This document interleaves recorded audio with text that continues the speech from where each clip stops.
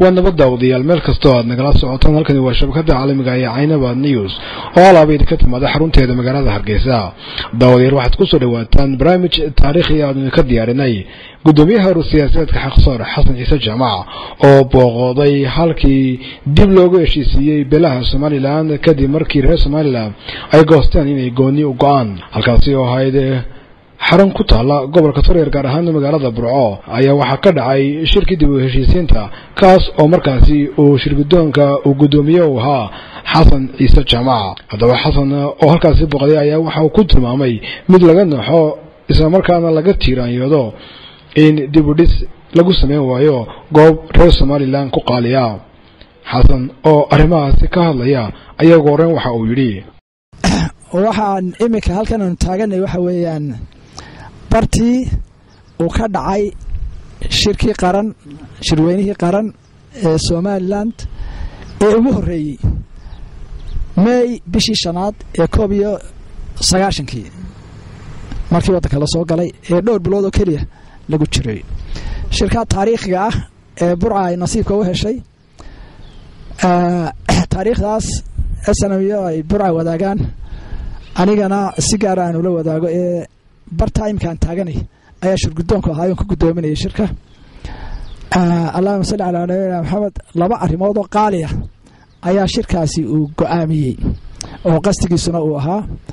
ta koobaad waxay ahayd in beelihii SNM ka soo horjeeday ee reer Somaliland ahaa ee bariga iyo galbeedka u badnaa iyo dadkiisa Somaliland SNM taageerayay in gacanta aan isu saaro oo la is saamaxo kadib markii uu dhamaaday ee soo gabagaboobay dagaalkii adkaa ee ummadooxa ahaa ee halgankii SNM uu soo gabagaboobay in aanu u sheegno reer Somaliland oo dhan in SNM mar haddii ay dalkii qabatay oo ay dawlad ka taliso markaa noqotay Somaliland in aan laga baqan oo aan xisaabta ku jirin wax la yiraahdo argos ana walaalaha ayagii reer Somaliland ahaa ee naga soo horjeeday halgankii 10 sanadood aanu u sheegno oo aanu ku qancino oo ayna aaminaan qodobka labaad ee taariikhiga ah ee halkan lagu go'aamiyay shirkaas May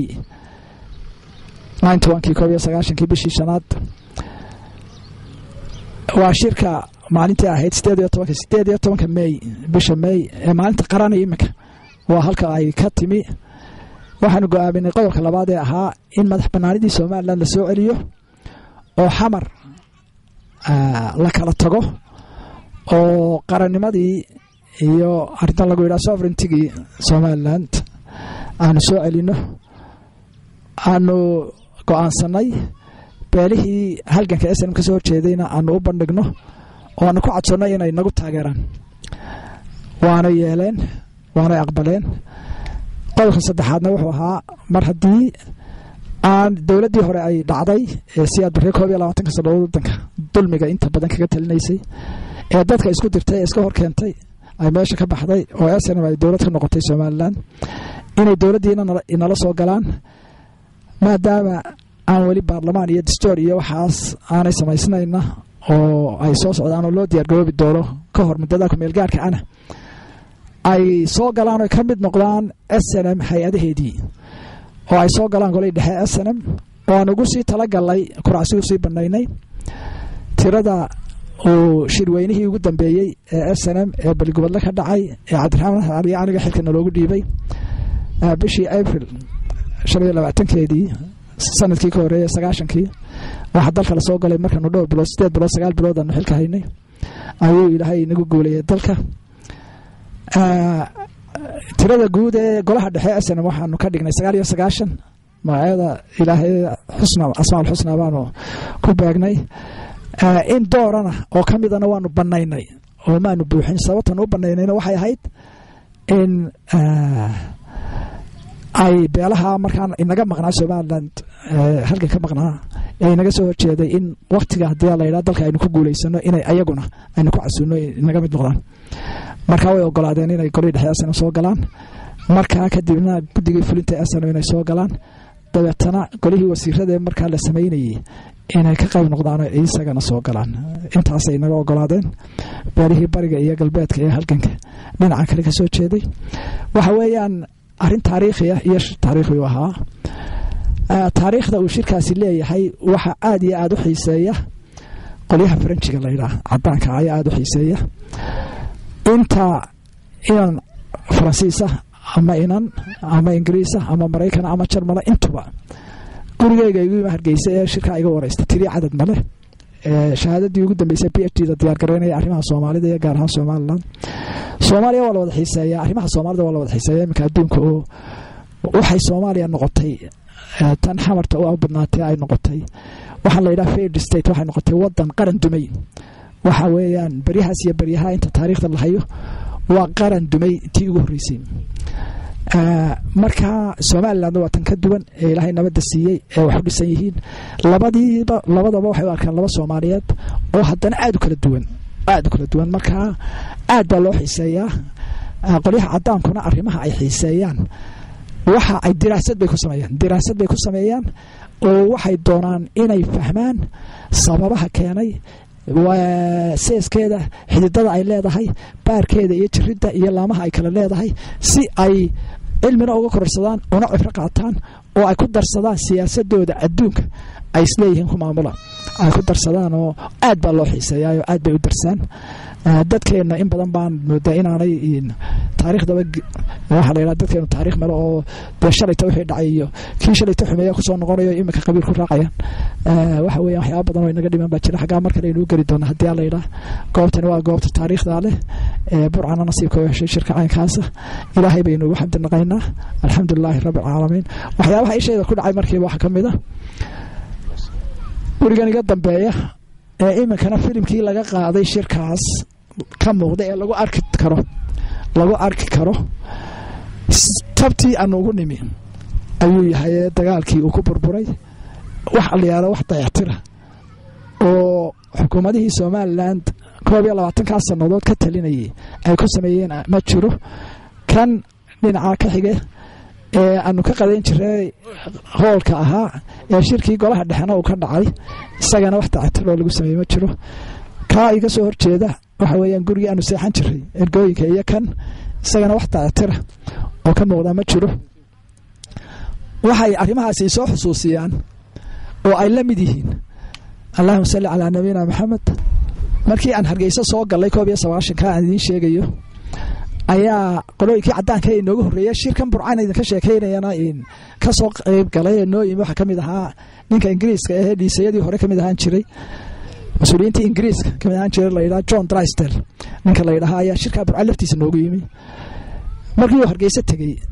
ayaa wuxuu soo booqdaa la igu yiri anu maan maqlayne laakiin la soo sheegay gurigii uu Hargeysa ku jiray isagoo sarkaal isticmaalkii kamid ah Ingiriiska guriga ku jiray ayuu soo booqday Hargeysa la igu yiri marka wuxuu yiri baa la yiri gurigii aan ku jiray 60kii markan uu ka hadlayaana ee uu soo boqanayo 19 imisa u dhaxeeyay 30 sanadood ayaa u dhaxeeyay wuxuu yiri baa la yiri imika fahmay SNM iyo reer Soomaaliland wax ka dagaalameen markuu gurigii tagay imika fahmay buu yiri halkaas la yiri maxaad ku fahamtay wuxuu yiri markaa wuxuu yiri waxaan ku fahmay waxa weeye gurigii 60kii rinjigii istambarkii aan kaga tagay baa wari ku yaala buu yiri istambarkii aan kaga tagay 60kii oo markaa 19 noqonay 30 sanadood ka hor ayaa dawladihii 30 sanadood ka talinay wadanka waa guri dawladeed buu ahaa ayaana ka bedelin buu istambarkii aan Ingiriiska aan kaga tagay buu tan kale taas ay la mid tahay 22 sanadood in aan dawladihii Soomaaliland ka talinay aanay dayactir guryaha taariikhda leh ay u qoori waayeen waxa weeyaan waa mid subxaanallah waa mid tiiraaya leh waxa weeyaan arrimaha uu ururkan xaqsoor u taagayeen waxa kamid ah waxyaabaha caynkaas inuu wax ka qabto oo uu dalka iyo dadka sida u dhaamo hadii Allah ilaahay insha Allah taala waxa maanta nasiib wanaaga in shaqo kaasha la ilaahay imika markii jabada waxa la oran jiray mujaahidka waxa la oran jiray shomb ay ku magac dheera jaamac biwaakan jaamac Abdullahi biwaakan oo waxa mujaahidiinta ee sanadku ka socda intaas oo jeer buu ku dhaawacmay halkankii imikana wali waa kaasoo waa wali ordaya jaamac Abdullahi biina wuxuu kamid ahaa guddigii qaban qaabada shirkan imika aynu ka hadlayna taariikhka waxa ahaa nimankii wuxuu kamid ahaa madaxda guddigii loo qaybiyay qabanqaabada shirka ee daryeelkiisa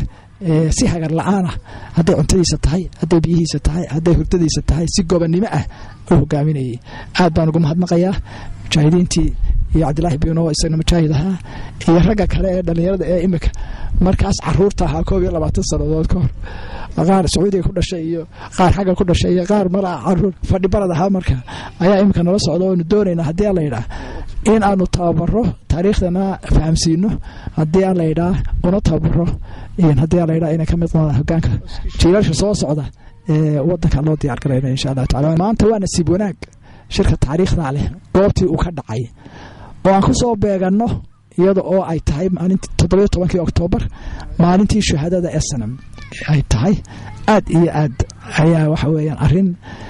noo qiiro gelinaysa oo xiiso leh maalintaasna waa la wada garanayaa oo waa maalinta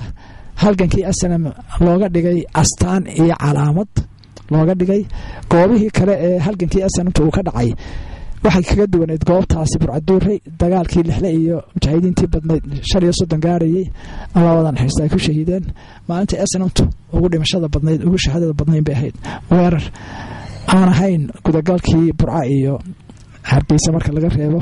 88 waxa maalintii goob dibadda ah magaalooyinka ka baxsan ay u shahaadada badnayd faataxada iyo saddex qolob inoo mari doona horena way nagu maray insha Allah taala maalintaas ay ku soo beegantay waxaan jeclaan lahayn maalinta in la weyneeyo oo la xoojiyo Hargeysa waa lagu xusaayo dawladdu way ku xustaayo in ma lama seego laakiin burco waxba looguma talagelin taariikhda in xagga hore ka jirta halkankii iyo madaxbannaanida Soomaaliland magaalooyinka kalena